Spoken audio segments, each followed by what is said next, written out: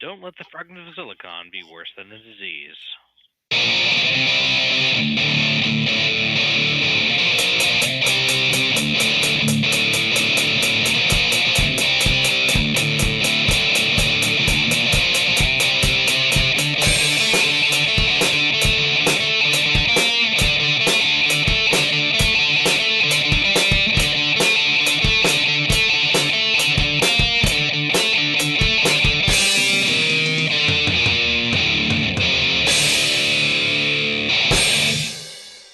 All right. Welcome to another installment of Fragments of Silicon.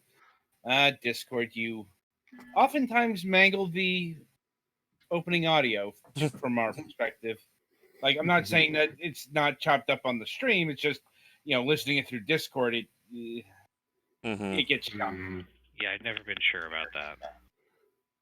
I'm like, anyway, joining me as always the regular crew, and let's get to the news. Let's see.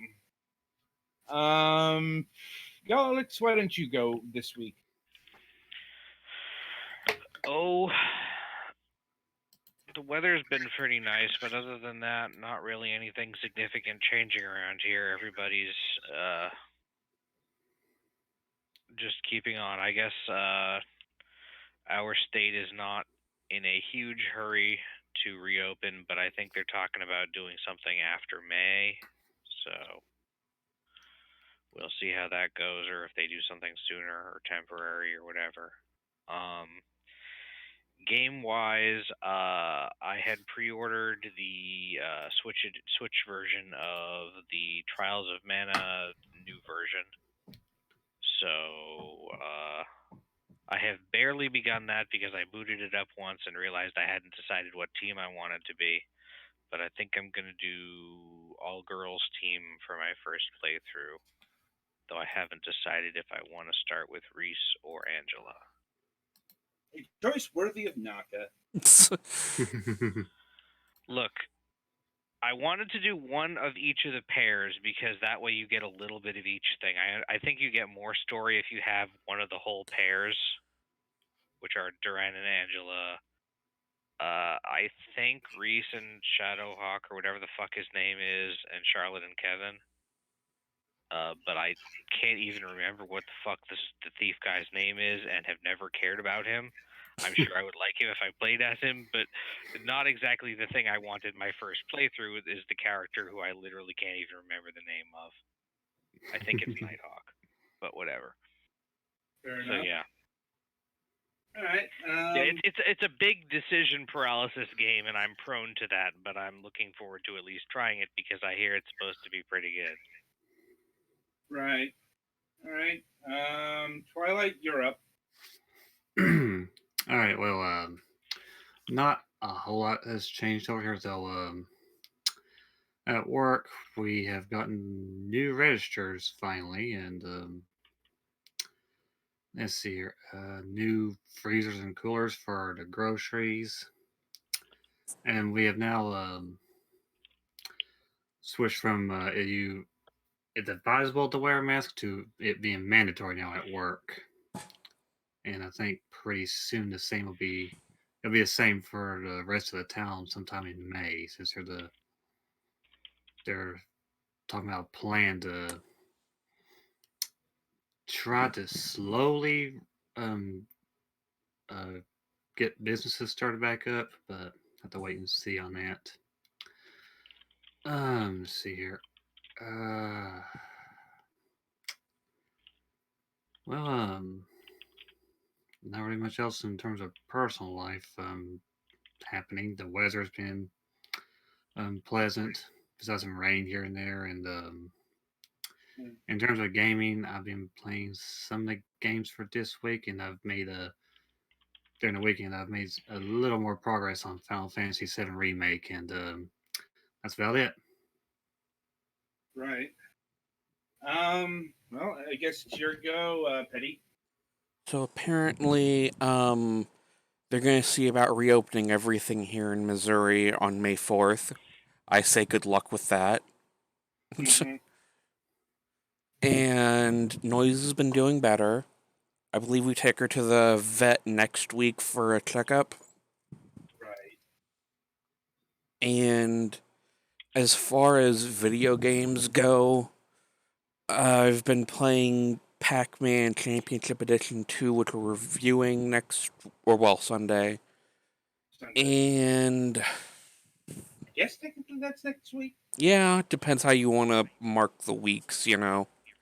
Yeah. When I was supposed to get Botox injections in my legs for the muscle spasms, turns out that was canceled because I guess the doctor wanted to examine me first. So instead of, getting that done weeks ago, they called me that they needed to do this the day before and made me reschedule for like 3 months out. Your Yeah. medical adventures are truly horrifying. Yeah. And also, I got a pair of Samsung Galaxy Buds, some new headphones. So hopefully these will last me a while. Mhm. And I think that's it. All right. This is my go. Let's see. I actually quite a bit of news from my end. First of all, got my stimulus check literally today. Just shut up in the old bank account. So I've gone ahead and bought a whole bunch of stuff that I needed. It's like principal among them is the Xbox One controller.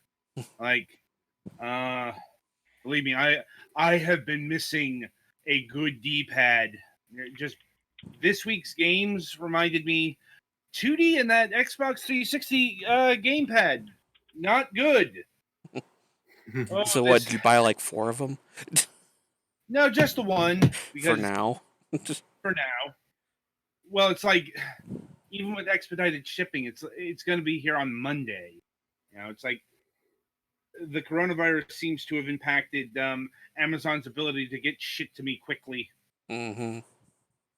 Like, uh, but that's just one of many items. It's like a whole bunch of clothes, new fan, new dehumidifier, and um, and those are all arriving at various dates.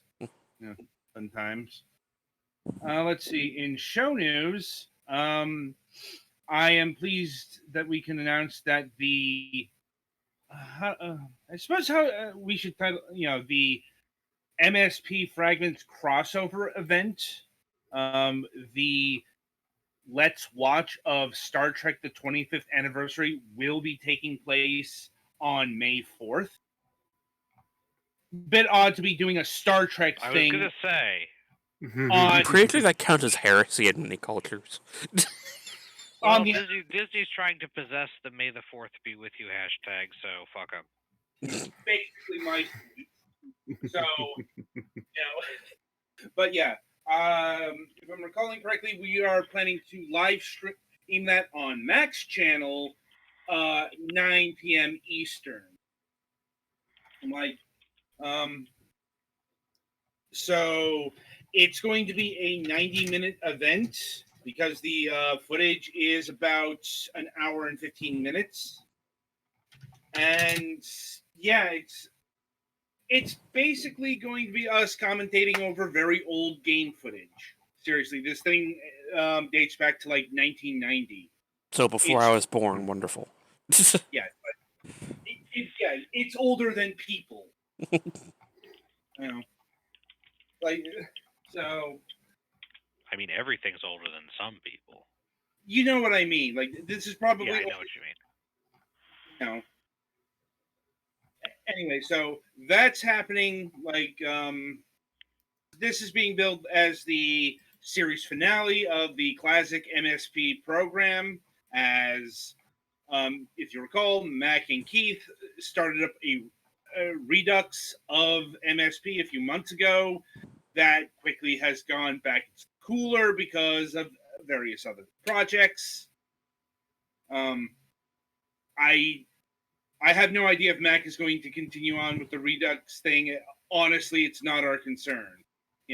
This is meant to basically wrap up and fulfill like a 5-year-old promise. So, anyway, with that in mind, that's about it for my news. So, merrily, we shall roll along to the interview portion of the broadcast. And joining us this week, returning to the show, is Francisco Gonzales of Grundislav Games. Hi. Hi, how are you doing tonight? I'm doing all right. Thanks for having me back. No problem, no problem. Let's see. Last time we had you on the program was a few years ago. I believe it was when Lamplight City was like in early development. Yeah.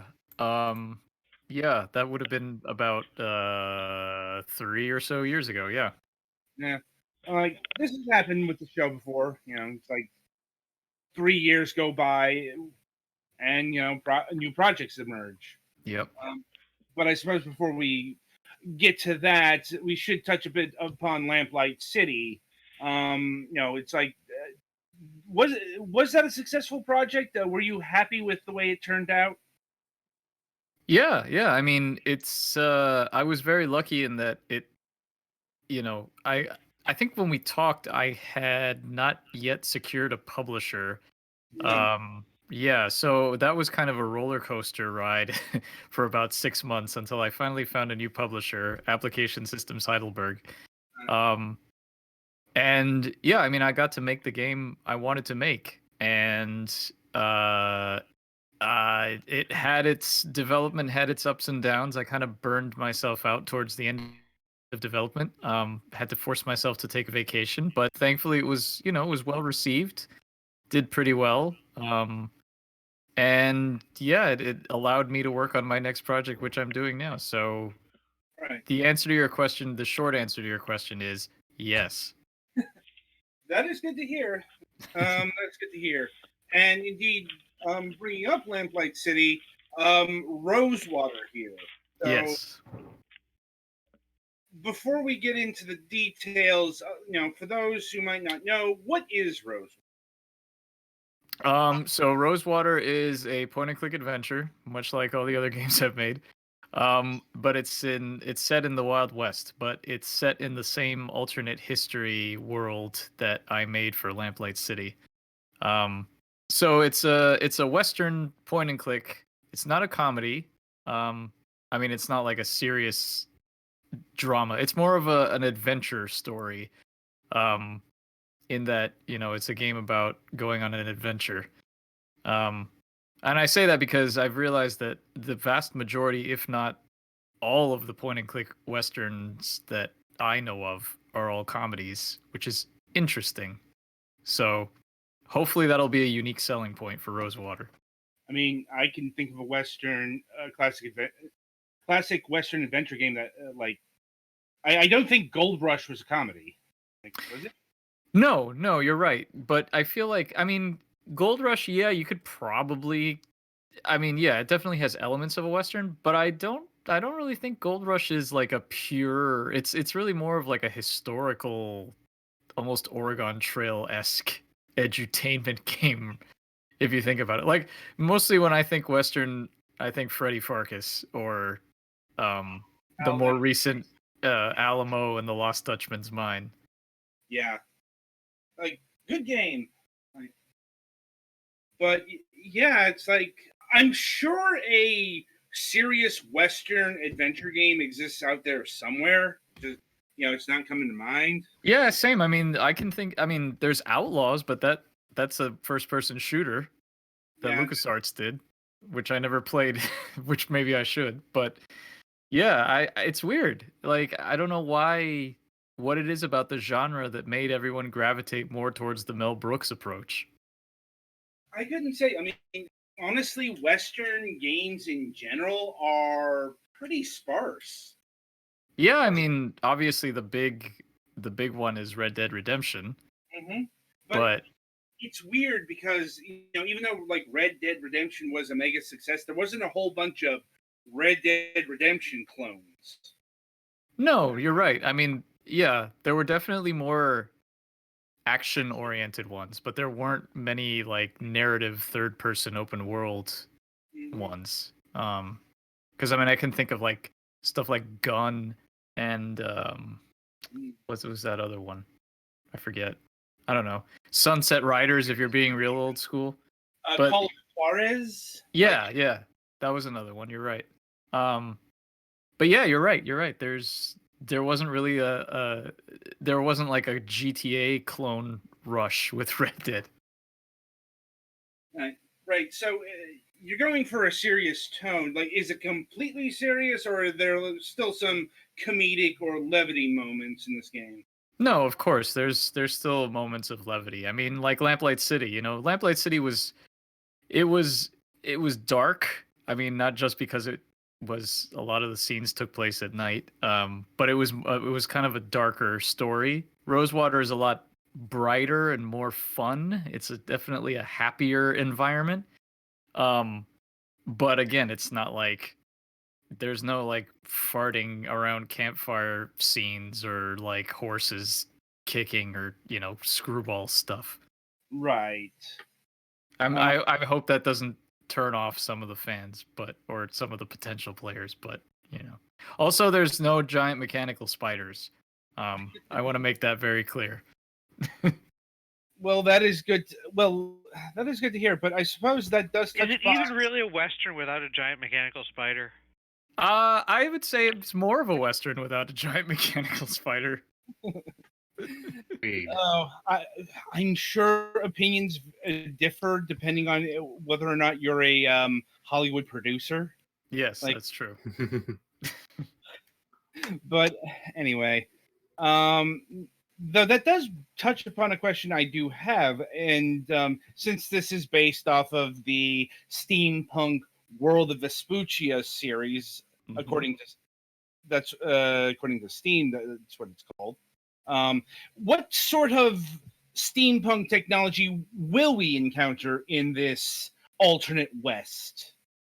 Yeah, well, just to briefly mention, I love that Steam introduced that whole franchise thing because it makes it easier to group games together that are not necessarily easy to relate to one another, like, a detective game and a Western game. I just threw them in under the banner of World of Vespuccia, so that's cool. But yeah, as far as the steampunk thing, I'm actually leaning into the steampunk elements a little bit more with this game because it was kind of a backdrop element in Lamplight City. It was a lot more like the world building, but the plot of Rosewater is the main character that you play. She gets involved. She comes to the town of Rosewater to presumably get a job as a writer at a local newspaper. But she ends up interviewing this guy. That's her assignment. She gets assigned to interview this legend of the West whose star is kind of fading. So she's set to do a puff piece on him. And when talking to him, he's like, "Hey, I'm putting this posse together to go look for this missing guy's fortune. You want to come along?" And long story short, she does. And the game is basically the journey of this posse looking for this missing man's fortune. And this ties into the steampunk stuff because the missing man in question is the leading researcher into ethericity, which, if you played Lamplight City, the idea of ethericity was that it was this mysterious substance in the ether that was like electricity but had sort of supernatural powers of like healing and stuff, and people were kind of freaking out about it because in addition to the Industrial Revolution taking place during the events of Lamplight City, there was this idea that there's this other thing that's going to come and like change the world or whatever. So this game takes place 6 years later, and the guy who's gone missing was the leading researcher into ethericity. I don't want to get too into spoiler territory and tell you why he disappeared or what's happening, but we'll definitely see some steampunk stuff. World-wise, etheric research has actually been banned, which is I guess I just kind of spoiled it, didn't I? But the reason the guy's disappeared is because etheric research has been banned. And so Steam Tech is still a thing, but there's no giant mechanical spiders. Right. So it does make sense that steampunk would take a larger stage here because we are in the Wild West. The trains, the actual steampunk tech of the 19th century. Right.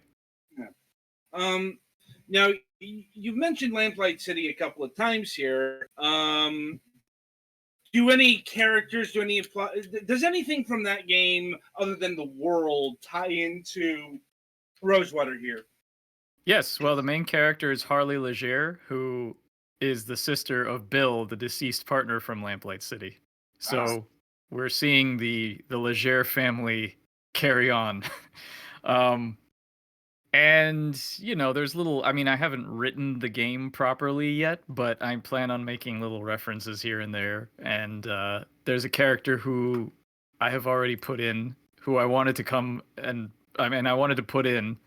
And I found a place for them, so that's exciting. So yeah, it'll definitely tie in, but you won't have had to play Lamplight City to appreciate Rosewater. I mean, it'll help, but it's not required.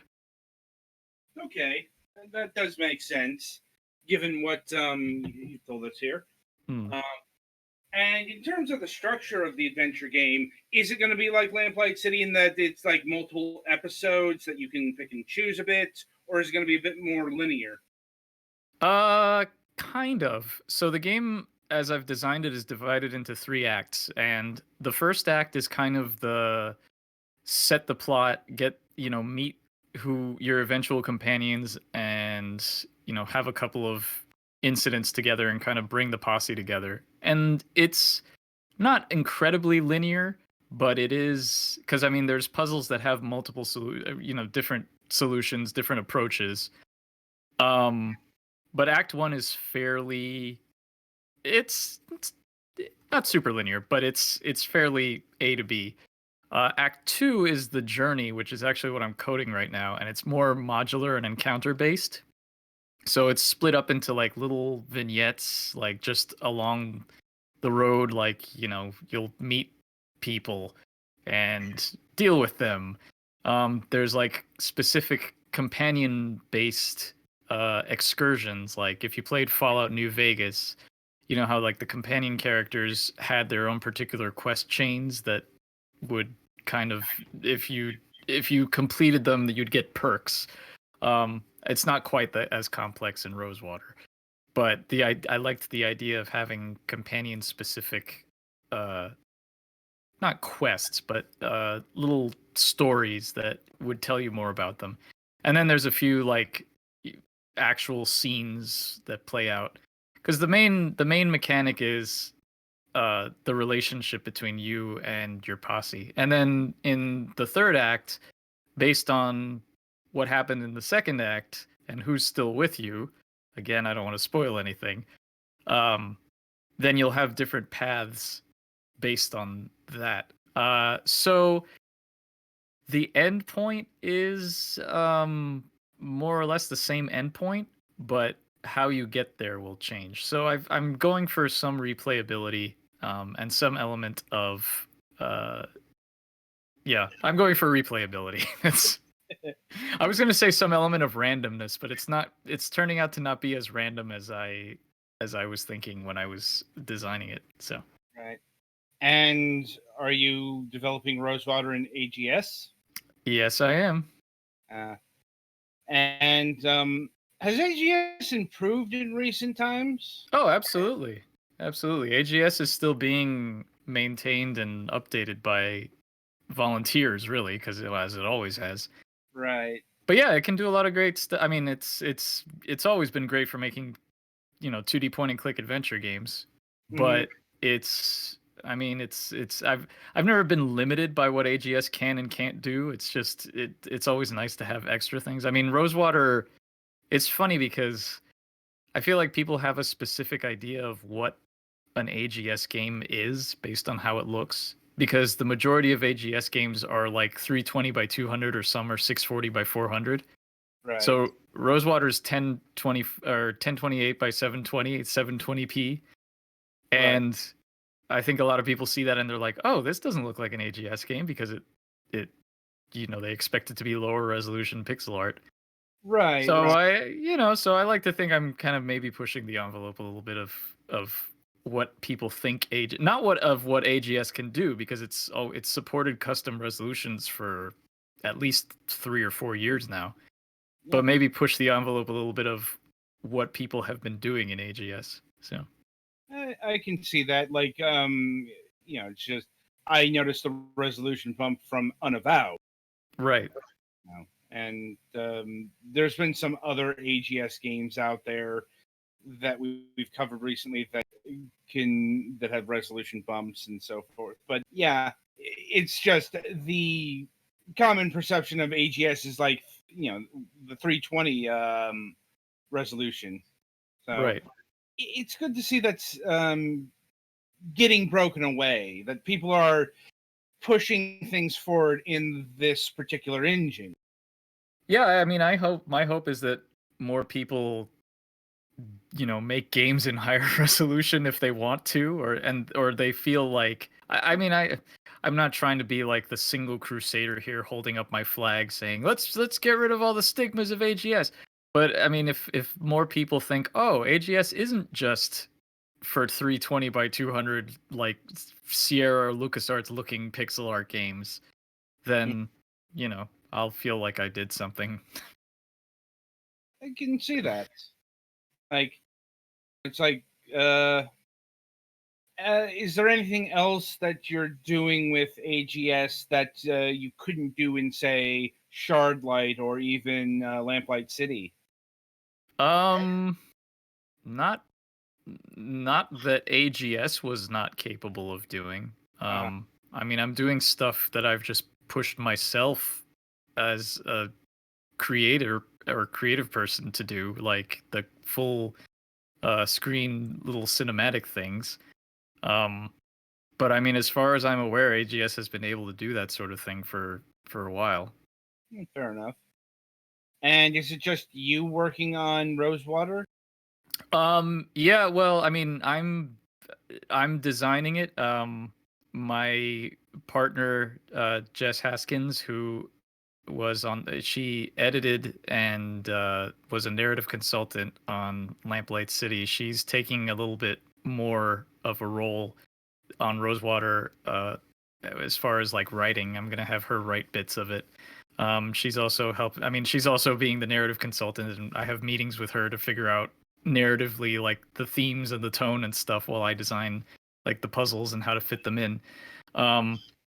But yeah, aside from that, it's gonna be Mark Bennis is gonna be doing the music again, like he did on Lamplight City, and yeah, that's it. Yeah, not unexpected given AGS. Like, once again, they're not renowned for having, even by indie standards, big development teams. Well, I mean, it depends on the project. True. I'm just saying the stereotype of AGS. Oh, sure. Yeah, I mean, yeah, the stereotype is the one person in their basement making their game. Mm-hmm. Which actually, since the last time I talked to you, I have moved, and actually now my home office is literally in a basement. So, wow. Not doing much to dispel that myth. Well, given the state of the world, I think it's a bit more acceptable, let's say. That's true. It's like, kind of everybody's, stuck in some place of their house. Right. Anyway, so how far along is the game in development currently? That's always a hard question to ask because I'm taking a slightly different approach this time. Usually when I build my games, I try and have the design document and just the general design done before I start building the game. And then when I start making the game, I'll just put in like placeholder sketches and stuff and write the dialogue. And usually I write the dialogue as I go and just go back and edit it. And then I'll go in and do the backgrounds and the art assets and stuff. So I kind of build the game as it goes. With Rosewater, I decided to design it all on paper first. Like every single puzzle, every single obstacle, every story beat and whatever. And then I wanted to, then my plan is to write all the dialogue in a Google Doc so that I don't have to export it and then re-import it after editing it. So basically what I've been doing is I've been building the game little by little with my design and fleshing it out as I need to. And I've been, more or less doing the backgrounds for scenes that I know are final. Even though I haven't written really much of the dialogue, or I have, but I haven't put it in the game yet. So I mentioned the game's in 3 acts. The first third is fully playable from a puzzle standpoint. And I'm currently coding in the second act and haven't done anything in the third act. So I'd say the game's about a third done. About what I would have expected given this point in time, because if I'm recalling correctly, this game is slated for sometime in 2021. Yeah. My hope my hope was about a year out from now, April or May of 2021. But with everything that's happening, that might put a dent in when I can record voices and how the whole casting process will work. So that remains to be seen. But yeah, I mean, I'm still hoping that it'll be about another year left of development. Yeah, I'm like, that's been the story with everyone we've talked to during this pandemic. When we can talk, it's like, the corona is just messing up everyone's plans. Yeah. It's unfortunate. But, at the very least, Rosewater here seems to be distant enough where it can maybe avoid those delays. Yeah, hopefully. We'll see. Right. And have you given any thought consideration to porting the Rosewater or even some of your older, like Lamplight City, to other platforms? Yeah, so my publisher and I have sort of slowly been talking about porting Lamplight City to mobile. The thing is, I really don't know how the mobile market is these days. It seems to have kind of taken a dip. The hot platform now for point and clicks is the Switch. And we thought about porting to Switch. Like, there was just a recent game, Guard Duty, is actually, I think, the first AGS game that's been ported to Switch. It was done through a third-party company. I can tell you that it wasn't, and it was Radalaika has done other AGS games. Right. They did, but they've done... Oh, wait, no, they did Football Game, didn't they? Yes, they did Football Game. They did My Big Sister and other couple of Stranga games. Okay. We review a lot of their stuff. Then I stand corrected. All right, Guard Duty was not their first AGS game, but Guard Duty was like the first bigger AGS game because it's a slightly longer and more, and anyway, yeah, so Radalaika did that. And I've toyed with the idea, like we've talked about it, but I don't know if Lamplight City is if it'll work. Because I know that Wadget Eye was trying to do their own port, their own Switch port for Unavowed, and they didn't have much luck with that. So I really don't know what. I'm not the tech guy. I have no idea what goes into that. Once again, that's probably something you should ask, like, Radalaika, since they seem to know how to do that. Yeah, no, for sure. But the issue then, I mean, I don't want to get too into details because I'm just speaking from what I know. But then you get into the whole issue of if you go with a third-party company and they go out of business, who has the rights, and it, it's understandable from a business point of view that they're not going to want to just give out their code or whatever, their porting stuff. So it's tricky. It's all sorts of, It's a whole messy affair. Yeah, and I just want to make games. I don't want to worry about that. So I let other people worry about it. You can understand the sentiment. Yeah. All right, then. I'll see if my colleagues here have any questions of their own for you. I think I'm good.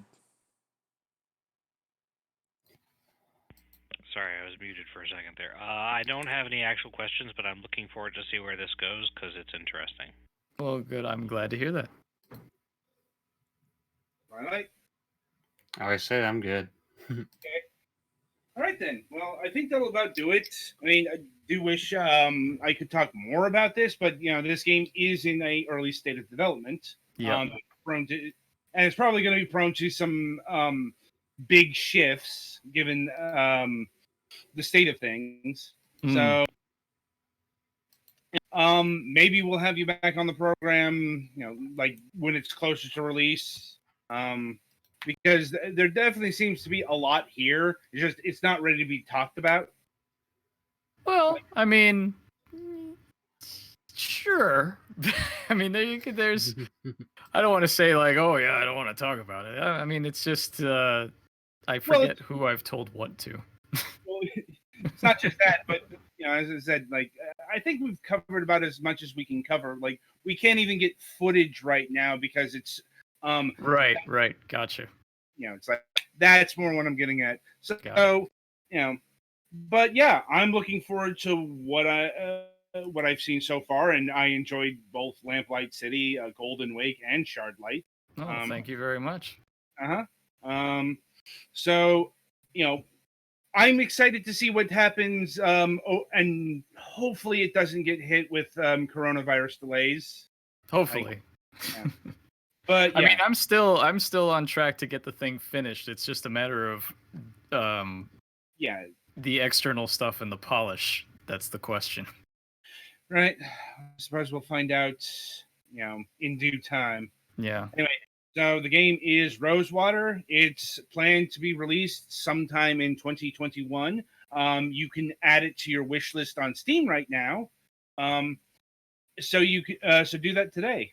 And Penny, play us to the next segment.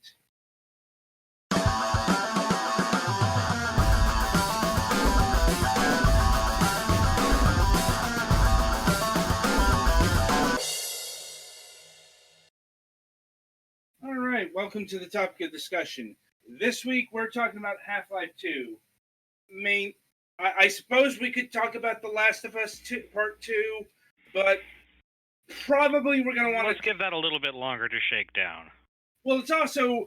That would entail getting to massive spoilers. I don't feel like being tarred and feathered. Actually completely confirmed yet, necessarily.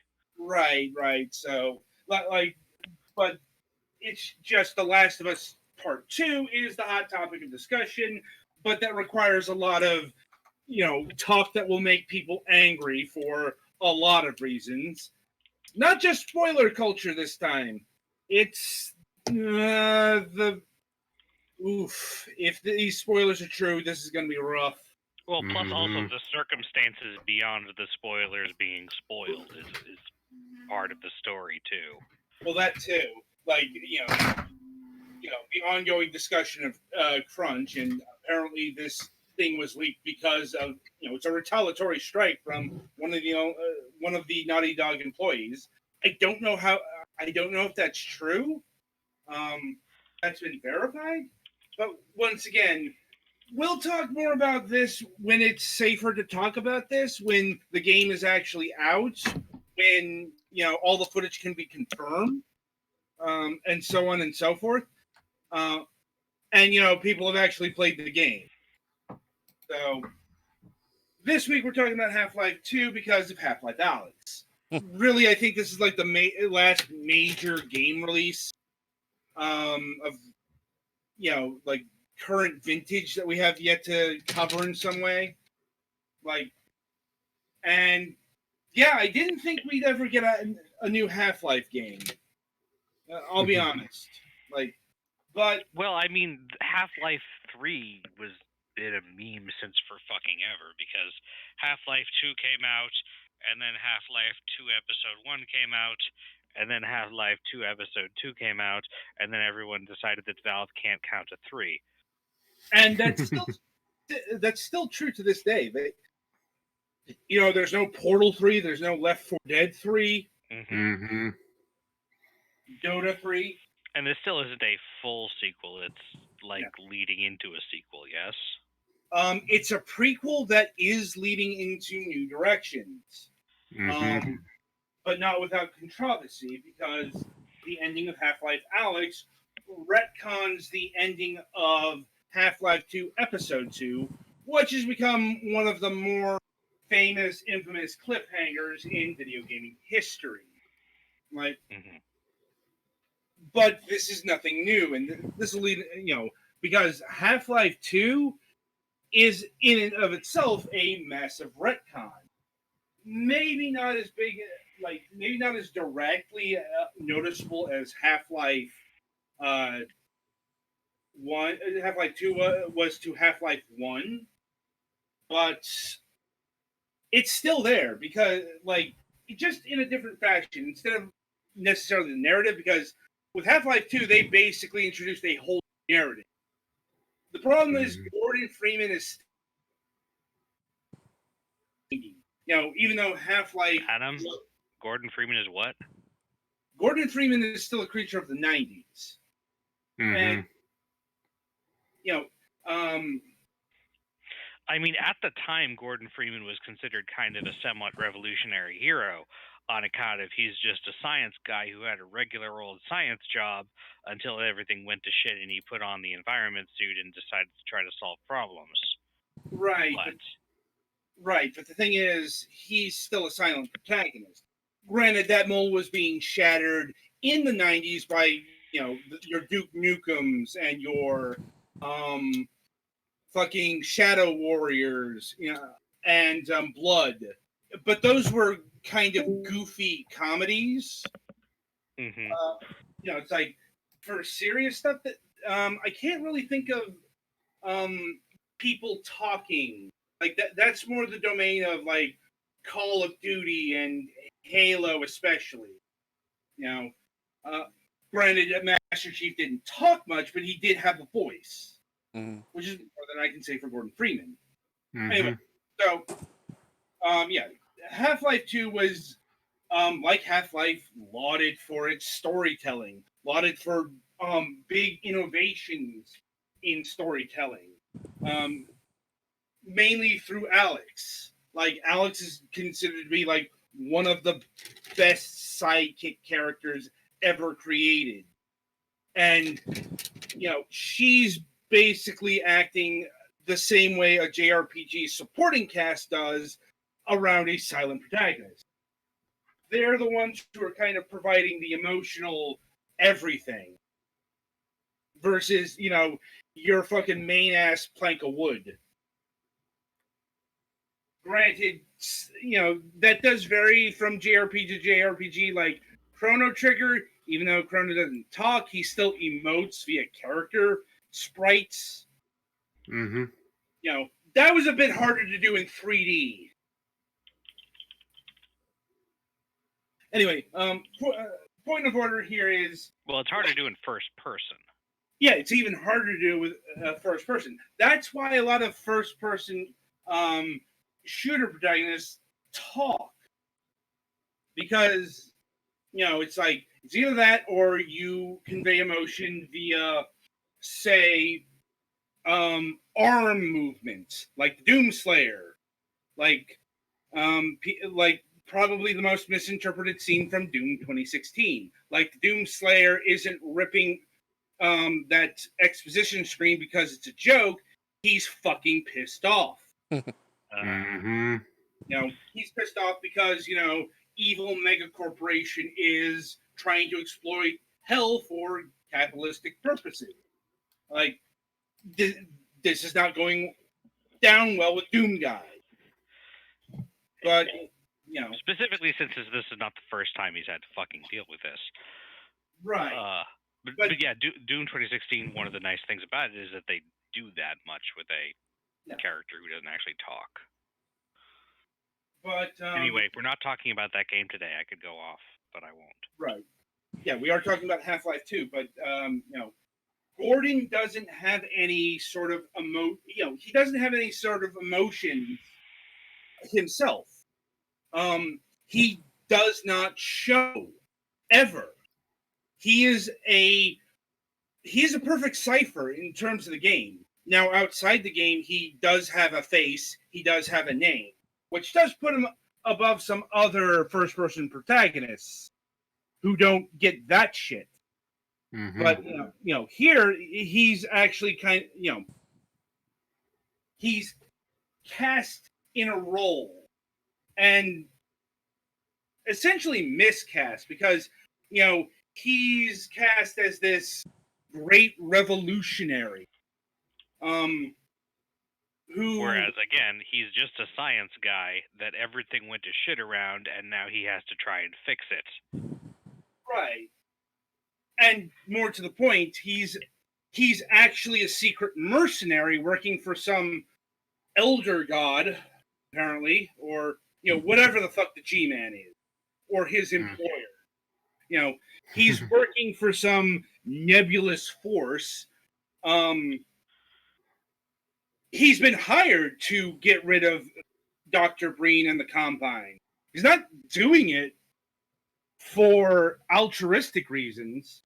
And it's a storyline subplot that's basically completely missed in Half-Life 2. Episodes, well, it's like now we get into spoilers. But yeah, it's like Gordon Freeman is supposed to be you. The problem is, the role of Gordon Freeman's been filled. Filled a bit more than Half-Life 1, because Half-Life 1 has a narrative and all that stuff, but the narrative there is like a lot of the game is escaping from various circumstances, and there is a bit of, let's say, characterization, like going into Zen and freeing the Voldegant, however you pronounce that. But here Gordon Freeman is framed as anti-Citizen One, and really all of Black Mesa seems to have been given a massive steroid injection of importance.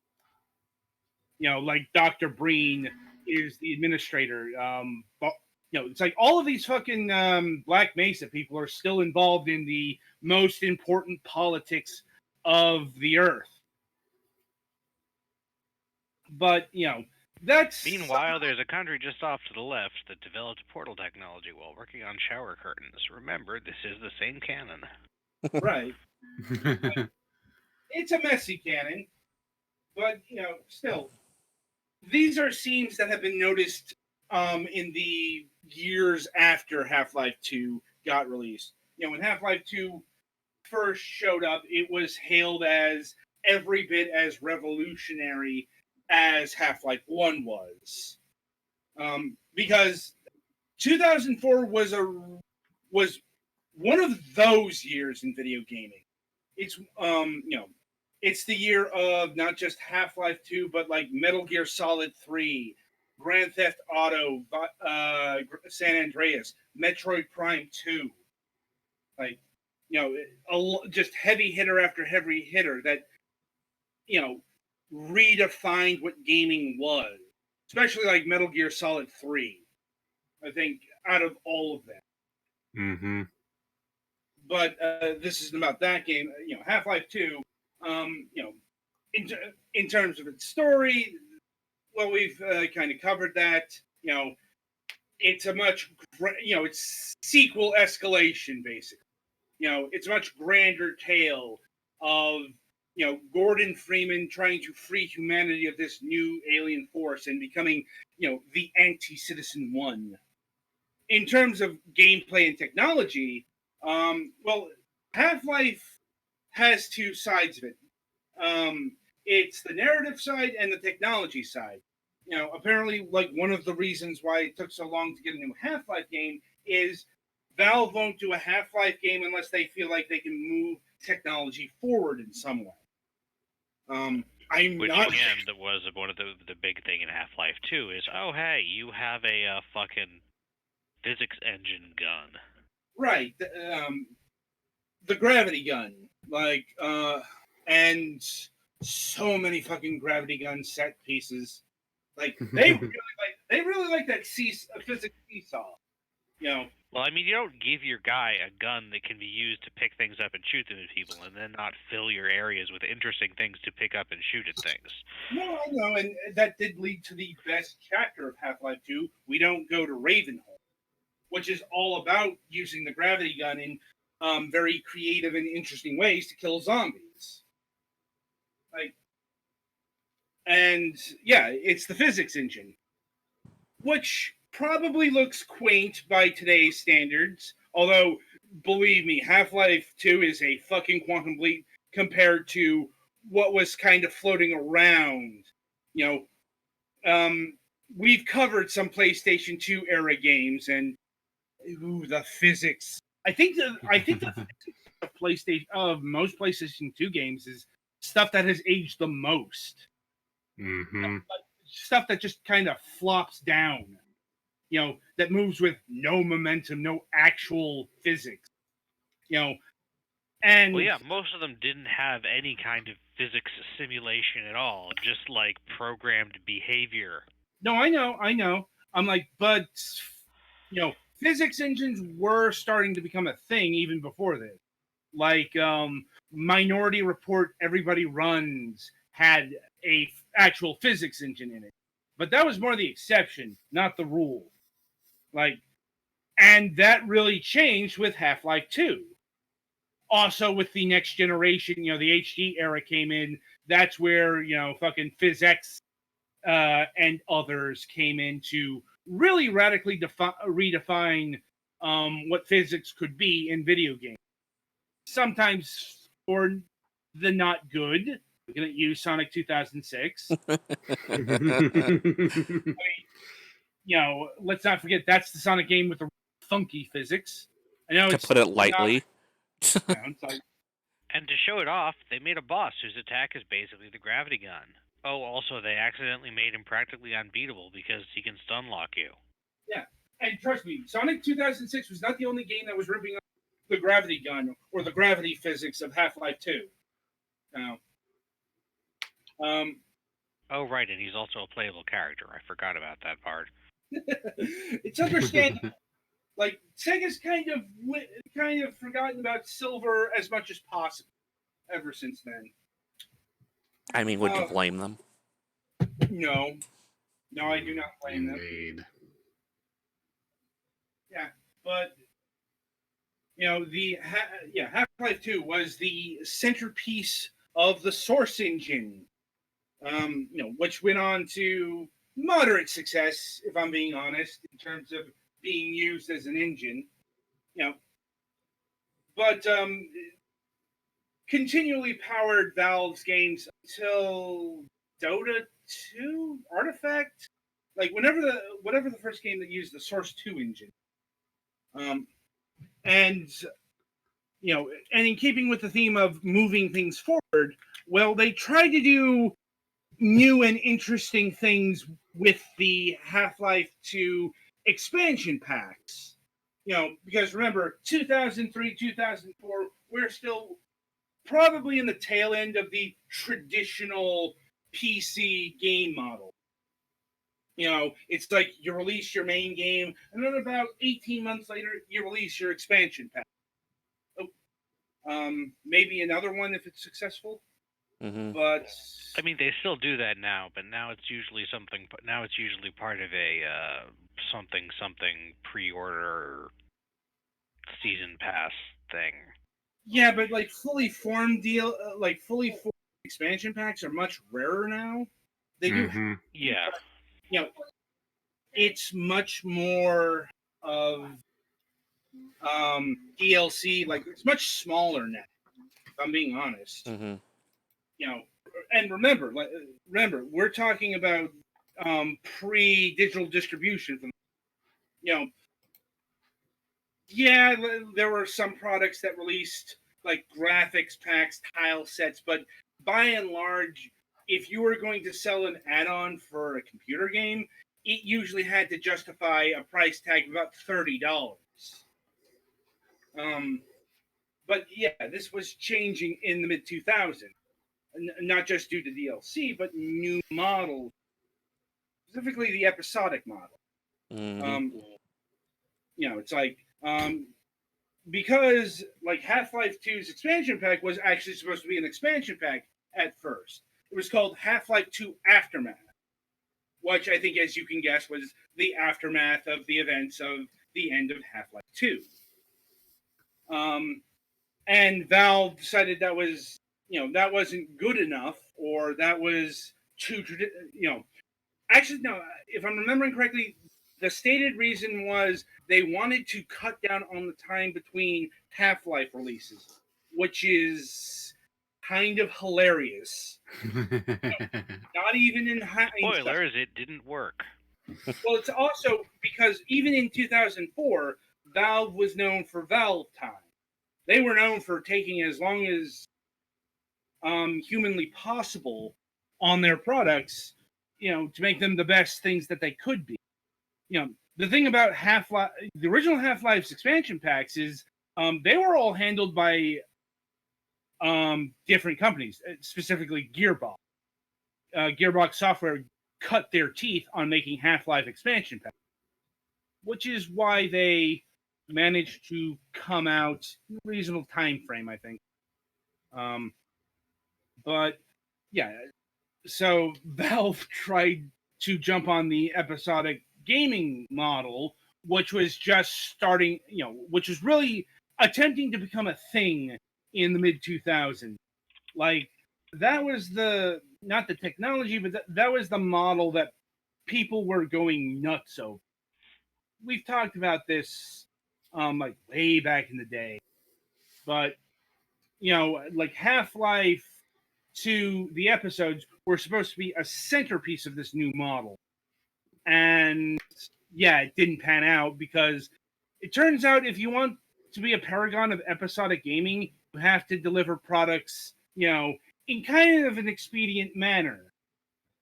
Like, there's a reason why it was Telltale who became, at that time, the paragon of episodic gaming. And really considered to be the only ones who were successful. There's a larger debate to be had with that statement, but this is more what was centering around the mid 2000s ideas.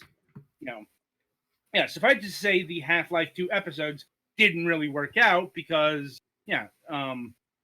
Valve took their fucking time releasing the expansion packs here, the episodes, if you. But we did get episode 1, and we did get episode 2, and that was it. Because the thing is, we were supposed to get 3 episodes, and as the joke goes, Al can't count to 3. But I don't think we were given an actual reason to what happened to episode 3 for the longest time. And in fact, the whole, we don't do things without moving technology or moving something forward, probably something that emerged after the fact. Mm-hmm.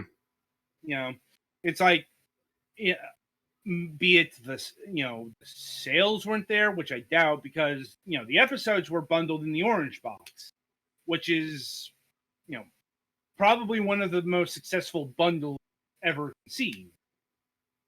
Not her. It's like, I don't think I've never heard the orange box be considered a disappointment. Maybe that applied to the episodes on their own. As opposed to being bundled. Or, Valve wasn't happy with the time it was still taking to deliver games, or they felt Half-Life 2 episodes were treading the same ground. This is apparently the rationale that episode 4, yes, there was supposed to be an episode in development, Return to Ravenholm, but that got canceled because Valve felt that was retreading on old ground, and they were probably right in that case. But, for whatever reason, we didn't Half-Life 2 episode 3. And so Half-Life went dormant. First, for whatever mystery reason, shelved the series in the first place. But more and more, it was because Valve took different stances. It's not just the stance of, we've got to move things forward. It's because, starting last decade, Valve, gained new mission statements. It was less about traditional video game experiences and moving to free to play. Like Valve's last traditional game before Half-Life Alyx was Portal 2. And even then, Portal 2 was really leaning into the big trend of 2011. And that was co-op. Oh, good God. You can I tell wouldn't refer to it as co-op. I would refer to it as everyone saying single player is dead. But in particular, co-op was just fucking everywhere. Like, from Yep. Maybe that was because of Resident Evil 5, but, like, good God. Like, just co-op was everywhere. And to be clear, Indeed. by everyone, I mean people who make games, and conspicuously not people who play games. Right, but Portal 2 was the last one of those that had a single player campaign. And, so Valve went with other projects until VR showed up. Half-Life Alyx has shown up so that Valve can basically proof of concept VR.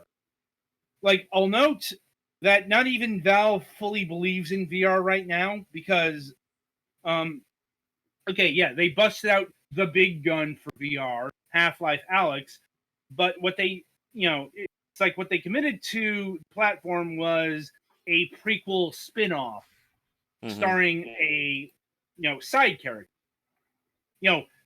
That's almost like what would be bequeathed to the Nintendo Wii. I'm like, on paper at least. You describe that, and that sounds like, a hand-me-down of something, it's like, something to be a test, and I would say Half-Life Alyx was a test, but they definitely committed to the VR thing. I'll give them that. Like, it's a full, premium video game experience in VR. Now, is it only in VR? It does not work out of VR? It is only in VR. That's the thing. Like, you have to have all of the VR gear to make it work. Mm-hmm. Which is why, it's had impressive sales for a VR title, about 40,000, or maybe a bit more. But, it's like, I know, Half-Life Alyx had the expected, big hype, big release. Everyone was talking about it. But nobody's talking about Half-Life Alyx now. People are still talking about Doom Eternal. People are still talking about Animal Crossing New Horizons. People are still talking about Final Fantasy VII, the remake. People are even lesser extent Resident Evil 3. I mean, that's more an indication of just how restrictive VR is versus other platforms. Like, and keep in mind, Valve isn't doing VR work for the money. Like, there's, I'd say if anyone's doing VR work for the money, it's right now like Oculus and Facebook being like the biggest name in VR. But, it's like Valve is in a position where they don't necessarily have to start a project because, there's money in it. It's because, like, they want to do Half-Life Alyx because they want to do a VR game. This is what they want to do, not necessarily what the audience. Valve's always kind of been that way. Mm-hmm. Anyway, so yeah, that's Half-Life 2. And yeah, that'll about do it for this installment of Fragments of Silicon. If you enjoyed what you heard today, be sure to do all the call bell, click the subscribe, buy the bits, give us a cheer. Still working out the spiel for this. But yeah, it's like, like, subscribe, comment on YouTube, because these episodes do go to YouTube. Though less concerned about that than the Twitch channel. This is the headquarters. But anyway, so the week ahead. No Friday show this week. And on the Sunday reviews, we have reviews of Pac-Man Championship Edition 2, which recently went free for a measure of time. I'm not sure if it's still free currently, but when everyone picked it up here, it was free. And as mentioned, this is filling in for another game, which didn't work out. So, to the free pile we go, and, this just happened to be free, so why not?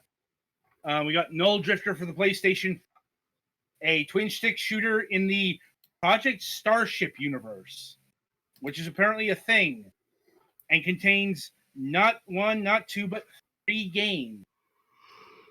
I have questions about that.